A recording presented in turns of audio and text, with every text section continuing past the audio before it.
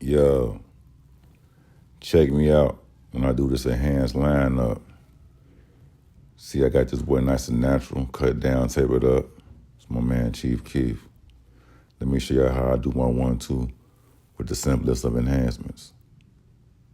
Usually I put a little holding spray on there just to base the hair so I don't put direct color on his hair. Because you put direct color on people's hair, it kills the hair. So we base it with a little something first. The whole spray. Just to make sure we don't make people go bald early, like a lot of these barbers do. Now from there, we're gonna add simple enhancements. We either gonna start off with a little bit of follicles, or we start off with what I use is sample mill color enhancements. They got all type of enhancements. You found the one that works for you. Just the one that works for me. I like to use it because it flows to the gun all right, and it does exactly what I need to do. With this method right here, I'm going with the follicles first, as you can see. Some of my basic just to cover it up, because one thing I don't like to do is really put a lot of color on hair. But just give me a natural look. Dry that out. Clean it up. Boom. Now, you're gonna let everything dry. Gotta be patient with these cuts, man.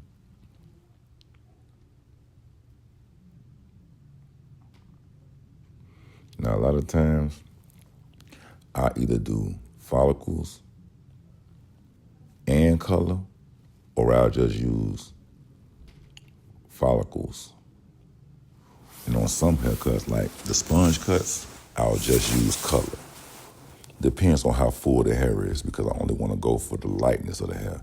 I don't want to put the enhancements everywhere because I want to make sure they look natural as possible, So to keep it real natural and not looking enhanced, we only add the enhancements where the hair looks see-through or thin at.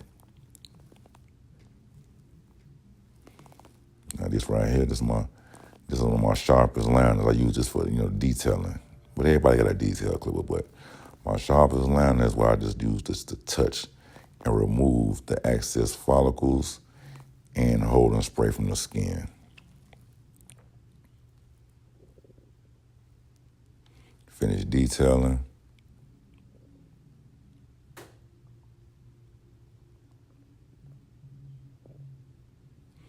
Trying my best not to break the skin or leave any marks on there, depending on how sharp your clippers is. You got to know your touches.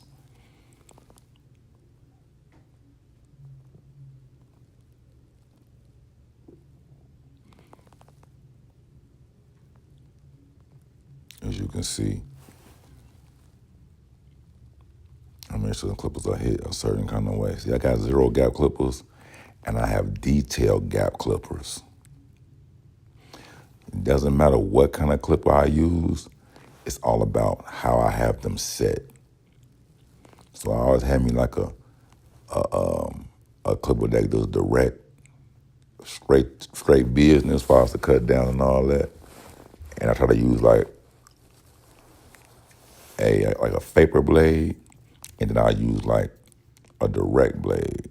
I don't really use taper blades no more, but I can work those too. But I try to have the fine tune, like flat type of blades, or the like style craft type of blades, things like that.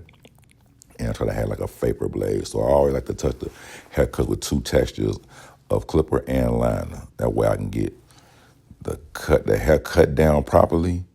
As you can see, you don't see a bunch of hair sticking up, all that fuzz. My taper is still dark. My fade is blended.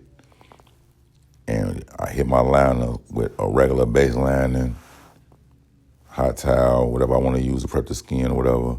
And then I go in with a detailed set clipper, something that could damn near break the skin, but I'm going to use it in a way where it doesn't. That way I get my lining perfect. And as you can see, his head doesn't look enhanced.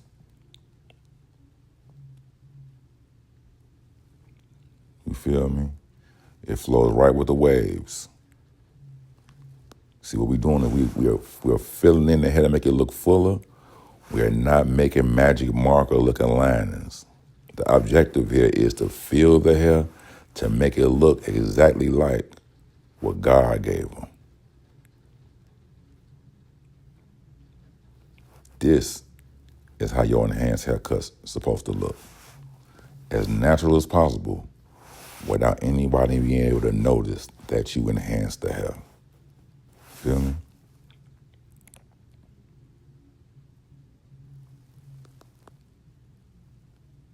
This coming from an older barber. We like 35 years in doing this. Get up with me.